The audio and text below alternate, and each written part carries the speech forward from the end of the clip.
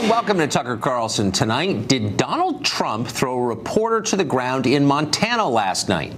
Well, initial reports suggested that Greg Gianforte, he's a Republican running for an open House seat in the state, body slammed a reporter who tried to ask him a question at an event in Bozeman. A Fox News crew watched the whole thing happen. It was caught on audio tape.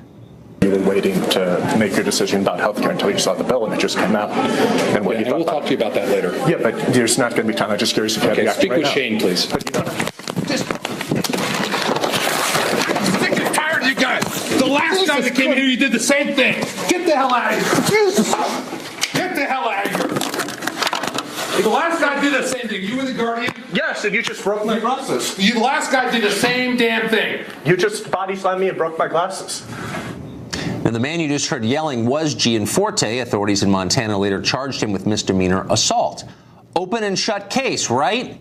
Not by this morning. Despite the fact he was on an entirely different continent when the whole thing happened, Donald Trump somehow wound up the perpetrator in the retelling. I don't think it's because a guy who's in office now has said very horrible things about reporters and has said that the reporters are the enemy of the American people. No, I think that has nothing to do with anything, that people feel that they can get away with it, because I don't believe that you actually believe that. There's no way you there's no way you believe what you're saying if you don't think that's true. There's so much hostility, frankly, to the press, a lot of it generated by, the Donald Trump rallies, frankly, and a lot of my colleagues faced the blowback from that. So this is kind of an extension of that. You can draw a straight line from Republican candidates thinking that sort of behavior is okay when you have Donald Trump berating reporters throughout the entire campaign. Come on. Here's what's actually true. Violence in politics is totally unacceptable, period. Never allowed. What the candidate did last night, Gianforte, was wrong, and Republicans ought to denounce him, as many have.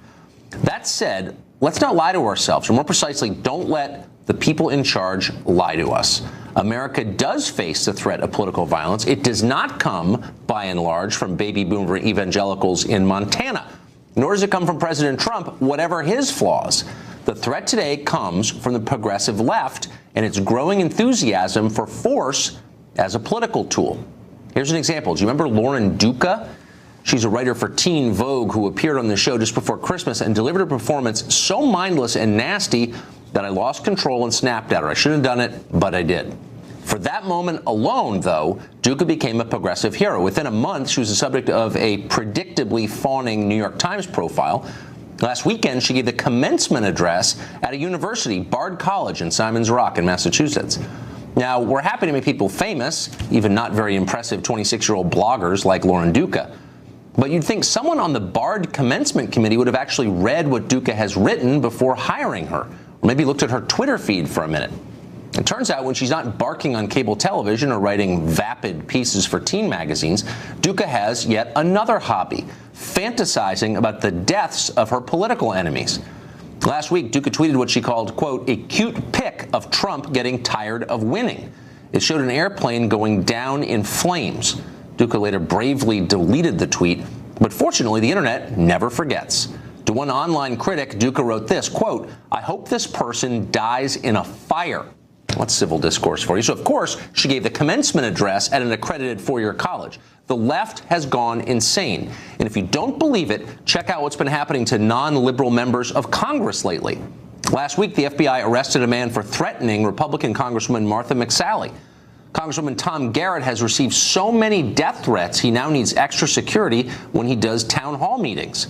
Congressman David Kustoff literally was chased by a woman in her vehicle. Of course, there will always be loonies, a lot of them, in a country of 320 million people, and political movements should not be judged solely by their violent outliers. That's fair. And yet when every conservative speaker on campus is an excuse to riot, when every Trump rally is a chance to assault someone wearing a Make America Great Again hat, when your party's elder stateswoman is famous for celebrating racial violence during the LA riots, as Maxine Waters is, it's no longer a matter of outliers. It's something very different. What's a bigger sign of danger in America?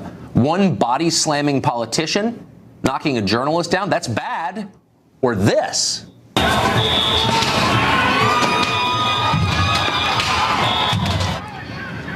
We've even seen it on this show, on the set. Last week, we had a progressive activist called Kevin Zeese And his only objection to violence in a long conversation, his only objection to violence in politics is that it might be ineffective. Watch this.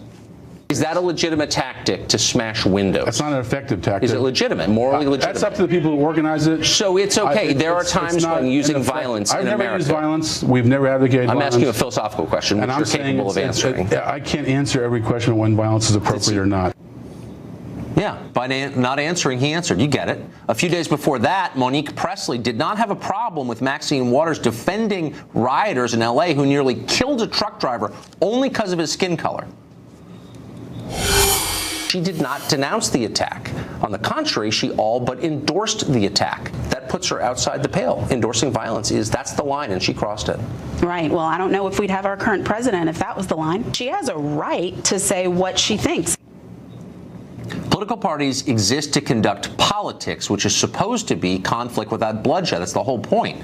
The moment those parties embrace violence, not just committing it, but also excusing it, condoning it, fantasizing about it, they are no longer political organizations. They're awfully close to militias. And the rest of us are definitely much closer to the breakdown of everything we cherish in this country. Violence is the bright line, and they're very close to crossing it.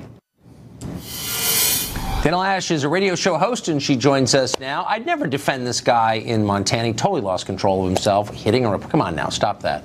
But to act as if this represents the right and acceptable behavior among conservatives when the progressive left is literally setting fires is a total distortion of reality, from what I can tell. Yes, Tucker, thank you for having me. And I completely agree with you in this instance. Absolutely. First off, you can believe two things simultaneously. Right. That Gianforte behaved wrongly. You can believe that. But you can also, Tucker, believe that the media, in some respects, is culpable. That the violent progressive left is, in some respects, culpable. I mean, let's keep this in mind. We're talking about the same media that has ignored the behavior and really underreported, and in some cases not reported at all, the violent behavior of many on the progressive left. This is the same media, Tucker, that promoted the hands up, don't shoot, that left many communities, including the communities in my hometown of St. Louis, actually burned to ash. This is a media right now, Tucker. You want to talk about violence. What about the story that Luke Rosiak at Daily Caller reported, how you had Debbie Wasserman Schultz threatening Capitol Police because they seized government computers in an ongoing scandal that should be really rocking every headline about these two IT staffers that hacked and were stealing government information. But yet we don't see that. Would we even be having this conversation about Greg Gianforte and the anger of so many people in America if media had done their job the past 10, 20 years, if they hadn't looked the other way at all of the violent actions that we have seen so many progressive leftists commit? And celebrate. We interviewed a New York City councilman this week who endorsed the inclusion of a convicted terrorist, a guy who spent over 30 years in prison for armed robbery, for building explosives, from the Puerto Rican separatist group FALN. And he's being honored at the Puerto Rican Day Parade in New York City with the backing of the city council, including the head of the city council. Like, what? I don't remember living in a country like that, and yet that goes basically unremarked upon. And just to be totally clear, this is not an excuse for the lunatic behavior yesterday by that guy running for office in Montana. But it's an acknowledgement, okay, let's talk about violence. And it really is real. Yeah, it is real. And we see it. Everyone wants to talk about President Trump, but let's discuss Tom Perez and his cussing crusade that he's been giving on so many different fundraisers. Let's talk for a moment about the California Democrat Convention, Tucker, just last weekend, where you had a number of Democrats on stage screaming expletive Trump and expletive Republicans, and that was cheered on and celebrated by the entire contingent of California Democrats. But yet they want to accuse everyone else of fomenting violence, of instigating violence, of violent rhetoric. Tucker, I have been seeing this. I know you've seen this too for over 10 years now. I get tired of it. And you know what? Middle America, America in general, is tired of it as well. I had so many people who called into my radio program today, Tucker, who said, you know what? Maybe the media deserves it because we're tired of being lied about. We're tired of being manipulated, and we're tired of them excusing awful things done to us in the name of partisan ideology. This is the point we are at because people hate media this badly. Well, and I think they've earned a lot of that scorn for sure. But isn't it important they've gone out and tried to ruin people's lives. Oh, I've been on the receiving end. But isn't it important to say there is a significant difference between people who seek to debate and use reason in order to persuade and people who are willing to endorse the use of force to get others to obey? Like, those are two different worlds. And I, for one, would rather be and insist on being in one and not the other. And shouldn't conservatives say that? I mean, I get that people are annoying, but like, absolutely, wouldn't you rather be famous for like not hitting them? Yeah, I think so. I think you would rather be so. And you and I've talked about this before. I mean, really, it's weak to think that you can convince someone with use of force. Ultimately, yes, it can be harder. It can be a lot more difficult to use reason and logic to appeal to hearts and minds. But that should be the ultimate goal, because are you really converting someone? Are you really persuading them if you omit their free will choice to agree with you? Well, exactly. And we're going to try. Sometimes it is like beating your head against a wall. Dan, thanks a lot for coming on tonight. Good to see you, Tucker. Thank you. Have the leakers, the many, many leakers inside the federal government, overplayed their hand? British police are apparently cutting off intelligence related to the Manchester attacks of Monday because intelligence officials in this country couldn't keep themselves from leaking a lot of what they learned straight to the press. Prime Minister of Great Britain, Theresa May, chastened the United States today. Watch. We have a special relationship with the USA. It is our deepest defence and security partnership that we have. Of course, that partnership is built on trust. And part of that trust is knowing that intelligence can be shared confidently. And I will be making clear to President Trump today that intelligence that is shared between law enforcement agencies must remain secure. So what is this about, and how badly is it hurting the U.S. government, not just the Trump administration, but all of us abroad? Brian Dean Wright is a former CIA officer, and he joins us now. Brian, thanks a lot for coming on. So I'm confused even by the motive of some of these leaks. I mean, some of them are clearly designed to hurt the new president. Some of them just seem nihilistic and designed to hurt the country itself. What is this about? Nobody thinks of consequences anymore, do they? Because if you think about that, why did the New York Times run a piece with bloody clothes and bloody batteries? Look, it was not in the interest of the nation to see those kinds of details. Certainly not at this point, and arguably ever. So what was that really about? It was about ego. It was about trying to make money. New York Times, knows if they get more viewers on their website or otherwise, more advertisers are going to come to them, and more people are going to pay more money for it. So this was not about, informing the American people or people around the world about something that was very important. It was about money and greed. Journalism has become greed in far too many parts of our country. That is deeply disturbing. But the stories, and of course I agree with that assessment completely, but the stories that they ran were based on leaks of confidential information apparently from the U.S. government. And I would bet you anything they're career people, not appointees. I mean, I'm not like defending the Trump people or making a partisan point. I'm making it a point as an American. Yeah. This is hurting our country. I don't think there's any denying that at this point. You're absolutely right. Historically, leaks tend to come from either the Hill or from the White House. And what I think that we have seen in the past 6 months is that we've got some leakers in our national security apparatuses. And I think that they're doing it, again, for purposes of their own ego, to make themselves feel good, or because they're weaponizing political information or intelligence. But I have to tell you that they need to remind themselves, and whoever is both leaking this and, might I remind you, whoever's publishing this, that there are grave consequences for these choices. Let me give you an example. Imagine you're an informant, right? You're working abroad, and you know either that your information is going to be leaked or potentially could be leaked. Do you want to sign up for that? Do you want to go to that next meeting with a CIA officer, an MI5 officer? Or would you want to work with the CIA or the MI5 or MI6 guys? The answer is maybe not. No, so that's why this has consequences. That's why this matters.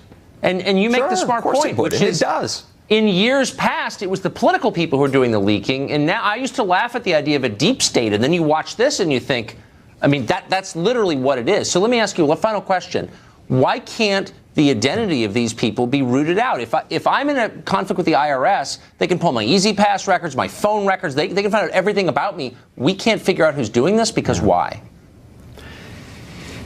This has to be a priority by the FBI, and that's really what this comes down to. And it's a hard thing to find leakers, but there are tools out there. For instance, even people within the previous administration or this one, they still have their security clearances, even if they don't work for the government anymore. Those folks can be called to task. They can actually even be polygraphed. So there are options, but it has to be a priority.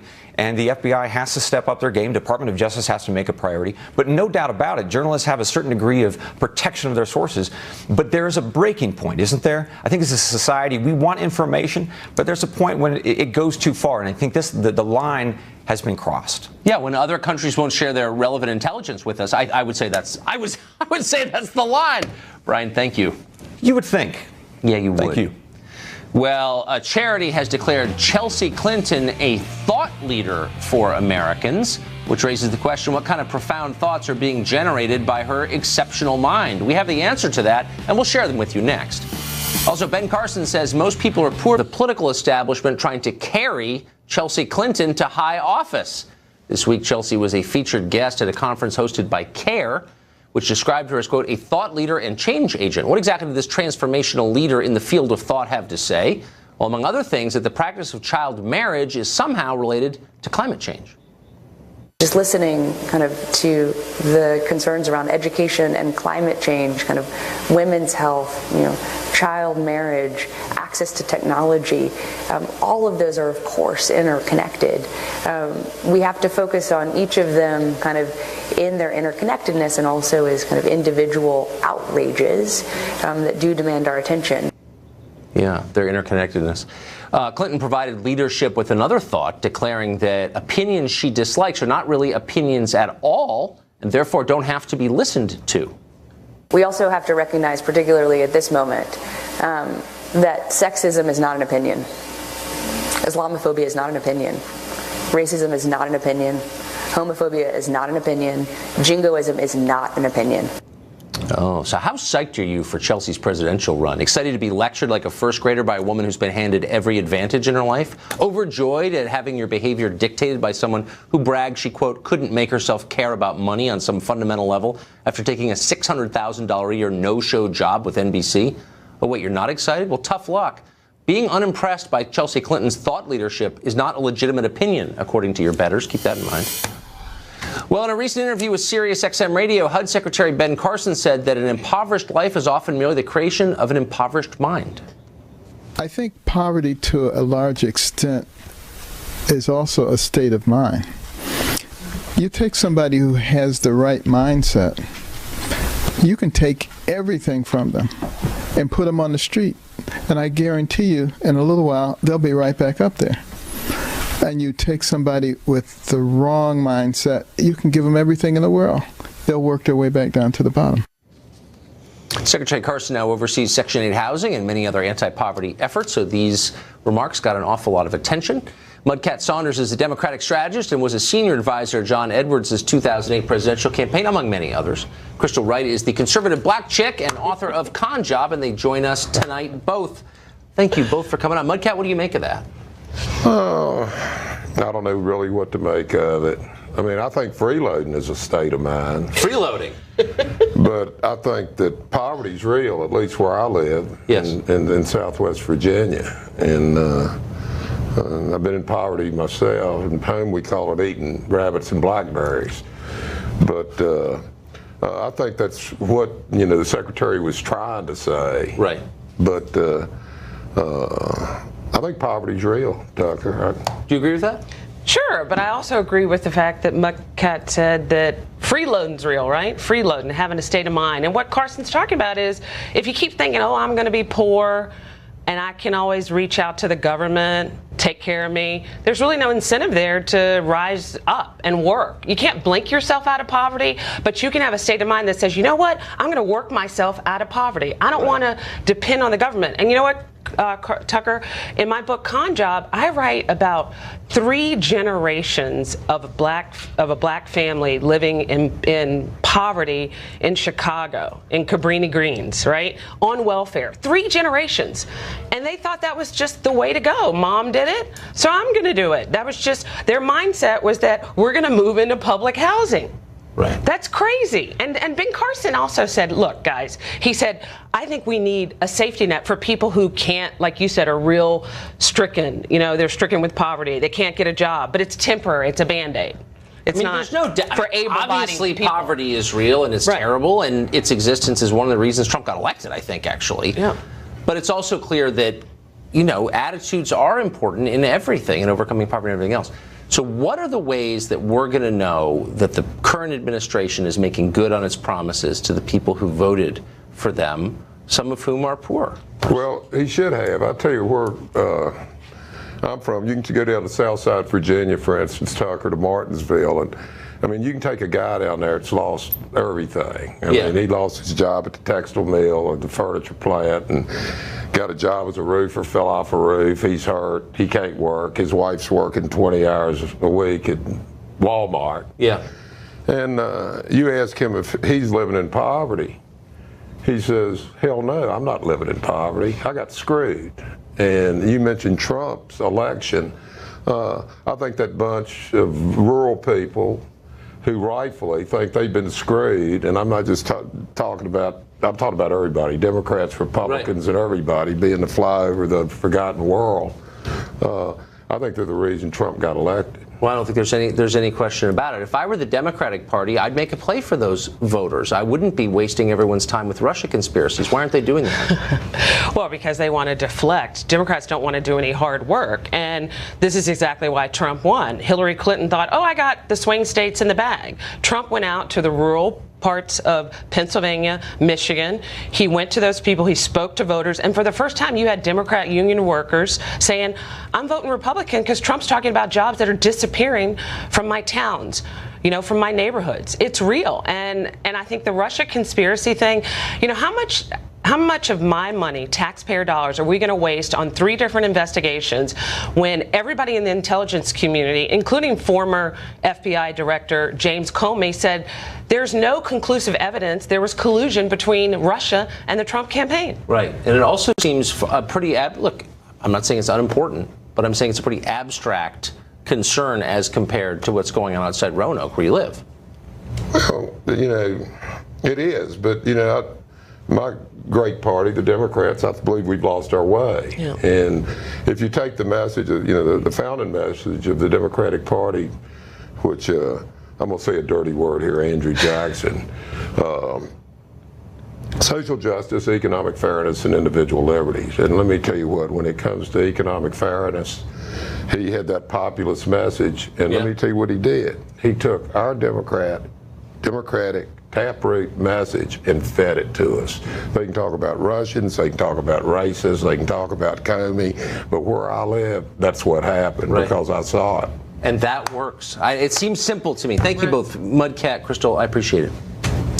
Well, an optional Bible club for first graders at a Tennessee school is shutting down because it was so offensive to an atheist group that they were forced to shut down a popular Bible club after receiving complaints from an anti-religion group. The Bible club at Altruria, I beg your pardon, elementary school, was optional and was held prior to normal school hours, but the Freedom from Religion Foundation threatened to sue, saying it was unconstitutional because the club was led by school district employees and was therefore, quote, really just religious instruction by public school officials. The club has been disbanded. Dan Barker is the co-president of the Freedom from Religion Foundation, and he joins us tonight. So you shut down a club for first graders studying the Bible. Do you feel good about that? Yes, we do. In fact, we didn't shut it down. After getting the letter that we sent, the school itself looked at the legal precedent and looked at the reasoning, and they decided to stop the illegal Bible club being led by teachers in the public school. So there is no threat of a lawsuit here. The school did the right thing. Well, you bullied them into it, into them canceling a club for first graders. But what's the constitutional problem with this? School district employees have a right to express their views. Well, Tucker, you know there's a difference between free speech and government speech. When those teachers are at the school, they are the government. And the children who go to that school, they look up to. They're told to respect those teachers, and the students do. But there are families who wish to protect their children from the depravity and the violence that's in the Bible, and they don't think the school should be taking sides on such a personal religious issue. And in fact, the Supreme Court has already addressed this issue. Yes, it has, and not in the way that you suggest. This did not take place during school hours. They were not working in their capacity as teachers. Some people may not have liked it, but some people don't like a lot of things. That's different from being unconstitutional. People have a right to express their religious views. That's enshrined in the First Amendment. What's prohibited is a government establishment of religion, as you know. And so that class was a government establishment of religion, because those teachers were the teachers of those students in that school, on that property. If those teachers wanted to have a Bible study in their private homes on Saturday, that's America. That's wonderful. But for the teachers in the school, and the Supreme Court has ruled on this, saying that it's voluntary does not make it legal, especially in the elementary grades. The school did the right thing, and the school should be applauded for giving a lesson to the students about the importance of our Constitution and the importance of keeping state and church separate, so that we can all believe the lesson that aggressive interest groups with lawyers can force you to do what they want you to do. And that's an important lesson. I agree, because that's how America now runs, thanks to people like you. My question, though, is, would it have been okay with you if it had been an atheist group meeting with teachers? Well, don't blame us. You should blame the Supreme Court, because these issues have already been decided by the court as far back as 1948. That's not true. Yes, it is true. Okay. Yes, it is true. If you would read our letter, Tucker. Please, I have read your letter, and I disagree with your interpretation of it. But let me just get back to the question I just asked. Would it have been okay with you if an atheist club was meeting off hours on a voluntary basis at the school?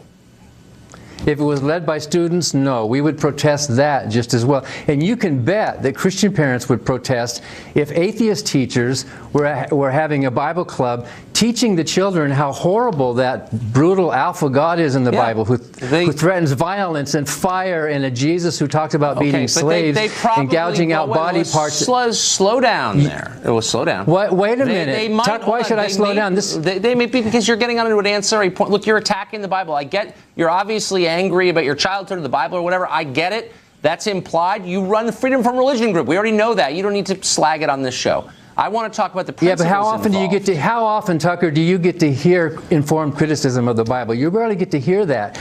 It's been pushed to these kids like it's a loving book, but it's full of fire and violence. I don't think this is informed criticism. Look, I want to have a conversation with you about what you did and about whether you were representing the Constitution when you did it, or you were just flexing your muscle as a bully who runs a highly aggressive interest group. And so my question to you is, how is any group where faith is involved different from a Bible study group? There was a feminist group. There are certain articles of faith for feminists. Why is that different? It's not different. People have a right to freely associate and say what they think, and you're preventing them from exercising that right.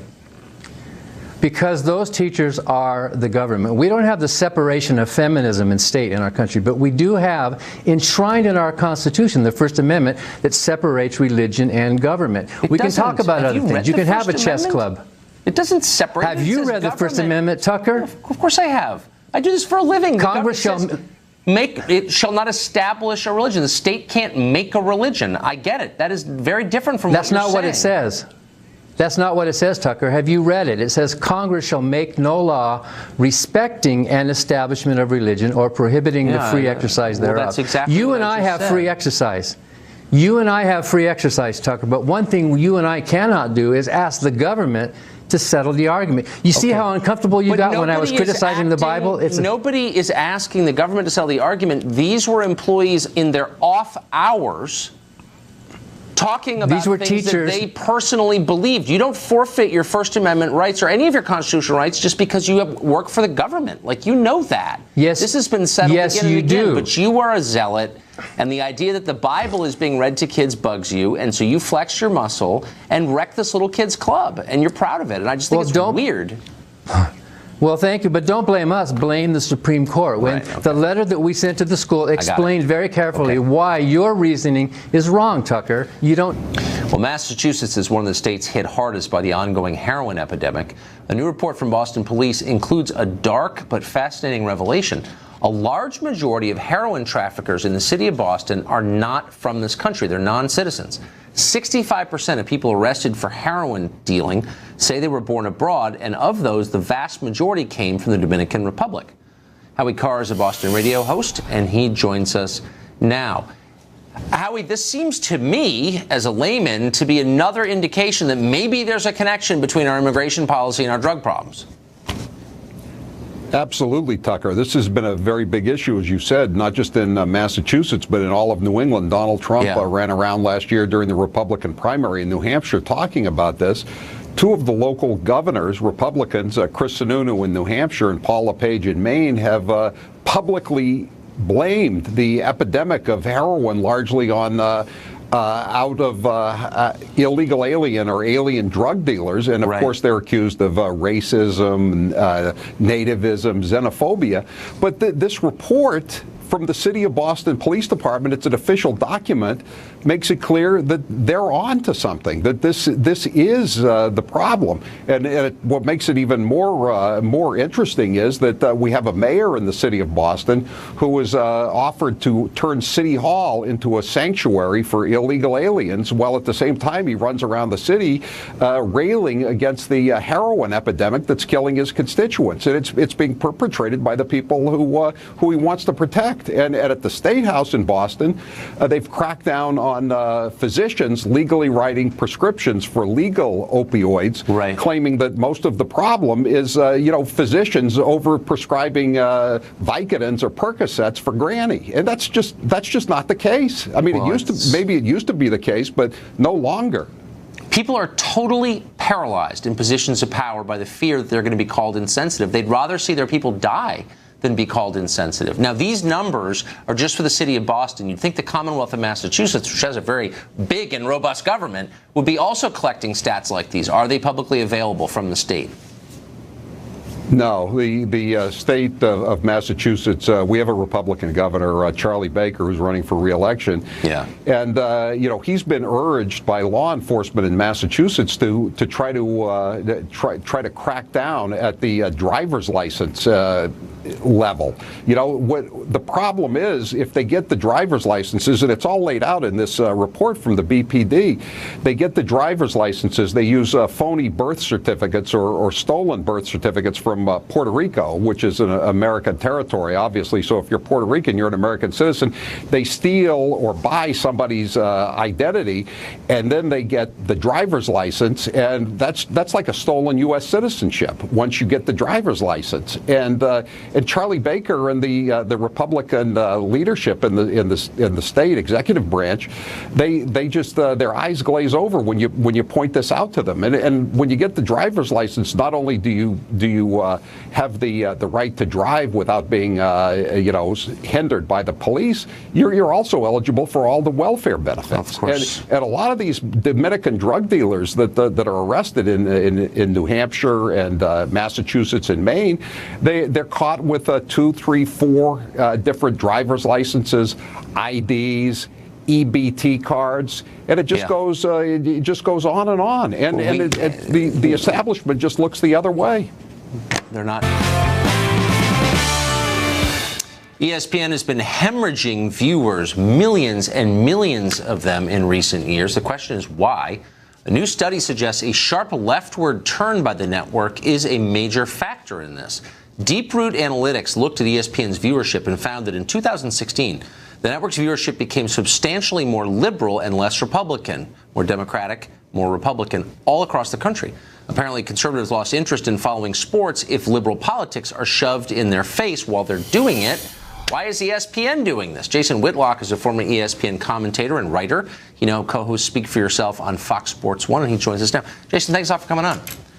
So, thank you, Tucker. Thanks for having me. Well, you got ESPN as the most powerful, the most beloved for many years brand in sports. People loved ESPN. Some people still do. A lot of people hate ESPN because of pushing politics. Why are they doing that? I think you've asked the right question. I think cord cutting has a lot to do with their subscriber and viewership loss. But the animosity and some of the viewership loss, I do think is a direct result of their lurch to the left and injecting progressive victimology into the sports conversation. If you really understand sports culture and all the values taught in sports from Little League, Pee Wee on, you're never a victim. There are never any excuses that are accepted. Every coach teaches every player from 5 years old on to 45 years old. We don't tolerate excuses. We don't tolerate victimology. And now so much of the conversation by the sports media, ESPN being the leader of this, is just filled with so-and-so's a victim, Colin Kaepernick's a victim, everybody's a victim. It's turning traditional sports fans off. It doesn't take a sports expert to predict something like that. People go to sports as a refuge from things like politics. So why would you throw it in the face of viewers? Like, what is the point of that? I think, again, so much of the media has moved left. And I've written about this and talked about this, and it applies to ESPN, but it also applies to all the media. Yeah. Silicon Valley, Facebook, Google, Twitter, Instagram is now in control of the mainstream media. Everybody's catering all of their content to Silicon Valley and San Francisco values. That's far different than the old media, which catered everything to New York traditional liberal values. The values in San Francisco, a bit more revolutionary, a bit more progressive than New York, than a traditional New York-based media. That is a really deep point, and I think a true one, and one that almost nobody ever says out loud. So basically, the politics of a single congressional district are defining what everybody else in the country watches on TV. It just seems like a self-defeating strategy, though. It seems like they're hurting themselves. Tucker, just think about it. When you and I grew up, everything was about making it in New York. You wanted to work for a New York magazine, New York television station. Now everything, the media is addicted to social media. Where is that control? Out of Silicon Valley, out of Northern California, out of San Francisco. Everybody's catering to San Francisco values. It's pervasive throughout all the media, and you can see it most acutely at ESPN. Well, you must, you worked there. You're one of the most famous guys there. You must still have friends there. Without naming them, what do they think of this? Well, I think a lot of them are just now starting to figure out the ramifications of this. And I think there's been some complaints from some of their employees like, hey, look, we're afraid to express that we have traditional sports culture, traditional values. Yeah. Their ombudsman has written about a culture within ESPN where if you're slightly conservative or moderate, you're afraid to express an opinion inside there. It's a real problem at ESPN and within all major corporations as everything has gone PC. I agree everything. With that. Everybody's afraid, oh, my God, we can't upset anybody. You're silencing people.